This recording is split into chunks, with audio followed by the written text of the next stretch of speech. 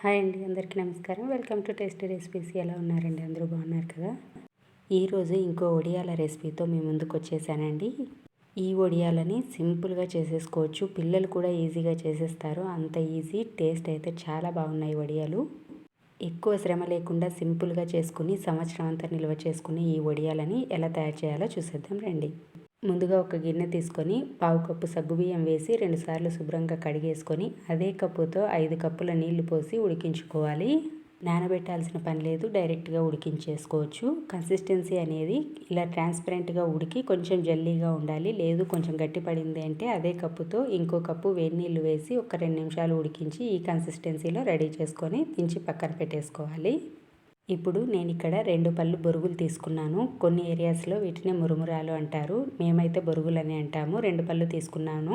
ఇవి ఒక్కో చోట ఒక్కోలా ఉంటాయి బొరుగులు. కొన్ని చోట్ల ఊరికే నీళ్ళల్లో వేస్తే చాలు మెత్తగా అయిపోతుంటాయి. నేను తీసుకున్న ఈ బొరుగులు అయితే మరీ అంత తొందరగా ఏం మెత్తబడిపోవు. ఒకవేళ మీరు ఈజీగా మెత్తబడిపోయే బొరుగులు తీసుకుంటే కనుక కొంచెం ఫాస్ట్గా కడిగేసుకోండి. నీళ్ళల్లో కొంచెం ఎక్కువ నీళ్ళు వేసుకొని ఫాస్ట్గా కడిగి ఒక బౌల్లో తీసేసుకోండి.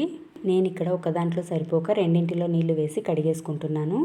నేను ఒక 2 నిమిషాలు నాననిచ్చాను. మీరు మామూలుగా తొందరగా మెత్తబడిపోయే బొరుగులు అయితే అస్సలు నాననివ్వాల్సిన అవసరం లేదు. జస్ట్ నీళ్ళల్లో వేసి అలా కడిగేసి పిండేసుకోవడమే. ఇలా బొరుగుల్లో ఉన్న ఎక్స్ట్రా నీళ్ళన్నీ 2 చేతులతో ప్రెస్ చేసి తీసేసుకోవాలి. ఇప్పుడు ఈ బొరుగులన్నింటినీ కలపడానికి వీలుగా ఉండే ఒక పెద్ద గిన్నెలో వేసుకొని ముందు ఒకసారి నేను వీటిని నలిపేస్తున్నాను. ఇలా చేత్తోటి బాగా మెదిపేసుకోవాలి. తొందరగా మెత్తబడే బొరుగులు అయితే డైరెక్ట్గా అన్నీ వేసిన తర్వాతనే మెదుపుకోవచ్చు. నేనైతే ఇవి కొంచెం గట్టిగానే ఉంటాయి కాబట్టి ముందు ఒకసారి ఇలా మెదిపేసుకున్నాను. ఇప్పుడు ఈ క్వాంటిటీకి ఒక 2 టీ స్పూన్ల వరకు జీలకర్ర వేసుకొని ఒక 4 టీ స్పూన్ల వరకు నువ్వులు వేసుకుంటున్నాను. అలాగే టేస్ట్కి తగ్గట్టుగా ఉప్పు వేసుకోవాలి. ఉప్పు కొంచెం తక్కువ వేసుకోండి, చూసి చెక్ చేసుకొని వేసుకోవచ్చు.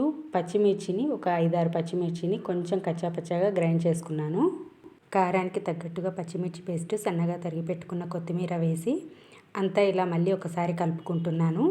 బొరుగుల్ని ఇలా మెదుపుకోవడం ఒక్కటే మనకు కొంచెం పనిలాగా అనిపిస్తుంది. అదే తొందరగా సాఫ్ట్గా అయిపోయే బొరుగులు అయితే ఇంతగా మెదపాల్సిన పని కూడా ఉండదు. ఇలా కలుపుకున్న తర్వాత ముందుగా ఉడికించి పెట్టుకున్న సగ్గుబియ్యం పేస్ట్ మొత్తాన్ని ఇందులో వేసి అంతా బాగా కలిపేసుకోవాలి. మీకు మరీ లూజ్ అయిపోతుంది అనుకుంటే కనుక కొంచెం మిగిల్చి వేసుకోవచ్చు.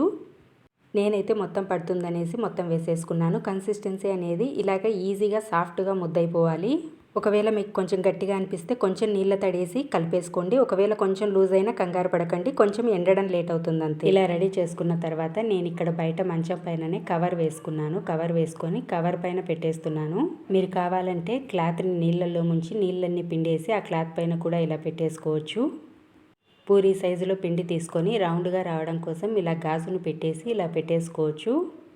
మరీ మందంగా కాకుండా అలానే మరీ పల్చగా లేకుండా ఒక మాదిరిగా ఉండేటట్లు పెట్టేసుకోవాలి. మనం రేగి వడియాలు పెట్టుకుంటాం కదా, అలా కొంచెం మందంగా ఉండేటట్లు పెట్టుకోవాలి. ఇదంతా ఎందుకు ఈ గాజు పెట్టుకోవడం తీసుకోవడం అనుకుంటే కనుక డైరెక్ట్గా వేసేసుకోవచ్చు. మనం చిన్న ముద్దను తీసేసుకొని ఇలా పెట్టేసుకోవచ్చు రౌండ్గా. ఏమంటే గాజు పెట్టుకుంటే మనకి షేప్ అనేది మరీ రౌండ్గా వస్తుంది, తొందరగా వస్తుంది ఆ రౌండ్ షేప్ అనేది. అన్నీ ఇలా పెట్టేసుకున్న తర్వాత ఎండలో పెట్టేసుకోవచ్చు కావాలంటే. నాకు కవర్ కాబట్టి ఎండలో పెట్టాలి అనిపించలేదు, ఇలా వదిలేసాను. బయటనే ఆ ఎండ వేడికే ఆరిపోతాయి అన్నట్లు. సాయంత్రంకంతా ఒక పక్కకైతే డ్రైగా అయిపోయాయి. ఇవి ఈజీగానే ఊడొస్తాయి, మందంగా ఉంటాయి కాబట్టి. ఒక పక్క ఆరిన తర్వాత ఇంకో పక్క నేను ఈ ప్లేట్ మీద వేసుకున్నాను అనమాట. ప్లేట్ మీద వేసేసి ఎండలో ఎండబెట్టుకున్నాను. ఒక 2 రోజులు ఎండలో ఎండబెట్టేస్తే పూర్తిగా ఇలా బాగా గట్టిగా ఎండిపోయాయి. ఇలా ఎండబెట్టుకున్న వాటిని సంవత్సరం అంతా స్టోర్ చేసుకోవచ్చు మనం.